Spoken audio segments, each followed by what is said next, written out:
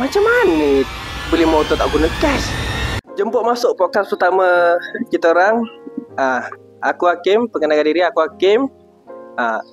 Aku hari ni curious, aku nak tahu. Itu yang aku cacat tripod. Masa hari tu aku ada nampak satu konten ni. Satu konten kawan aku lah, Abang Ogu dengan Zaim.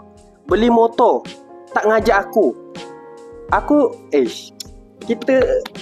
Kita mestilah kita nak tahu. Dah lah tak ajak aku Satu lagi tak guna cash.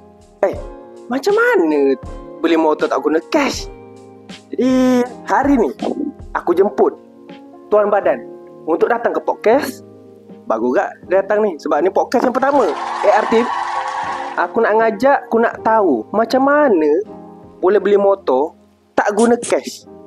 Lepas tu dia kata itu dalam tu guna point saja. Jadi jangan buang masa, kita terus dengan Tuan Badan. Kenalkan diri. Terima kasih Tuan Hakim. Nama saya Ogu. Minta maaf lah sebab tak ajak awak pergi sekali kan. Jadi yang berlakunya kejadian membeli motor ni, memang saya tengah mencari sebenarnya. Saya tengah mencari motor yang saya minat itulah. Terjumpa di dalam satu marketplace yang bernama Kenshin Marketplace. Jadi saya tengok, saya scroll dalam Kenshin tu, saya nampak motor yang saya minat tu hanya dengan membeli menggunakan point. Point dia bernama MCP. Nak tahu pasal MCP? Kejap lagi kita cerita. Okey, jadi saya terus pergi telefon owner motor. Dia pun menjawab telefon saya, dia terima apa semua. Saya pergi ke rumah dia, terus saya tengok motor, saya nampak motornya dalam keadaan yang baik. Jadi saya terus angkat telefon saya transfer terus point yang disebut MCP tadi ke telefon owner motor tersebut. Jadi dah hanya dengan transaksi ni terus saya dapat memiliki motor yang saya ada sekarang. Bang, kalau boleh share lah kat viewer kan.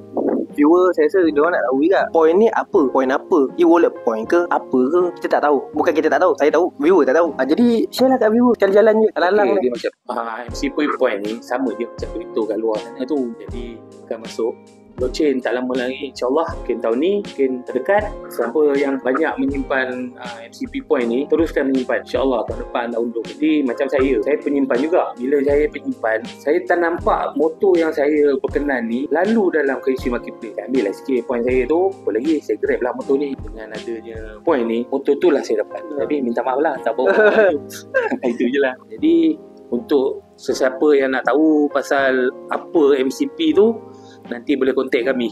Boleh kontak saya ataupun boleh kontak Hakim. Jap. Abang terlupa lah tadi. Ada satu lagi. Ramai sebenarnya yang beli menggunakan MCP ni. Ada yang beli kereta, kuih, ada yang beli ikan bilis. Jadi kalau nak tahu lebih lanjut macam mana dia orang tu semua menjual dan membeli, Hakim dengan Zaim boleh jumpa dia orang. Jadi Hakim nanti letak nombor telefon saya dengan awak kat dalam tu ya.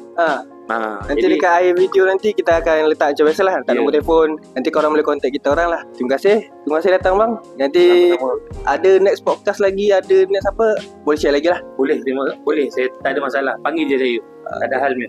Jumpa lagi next podcast. Let's go.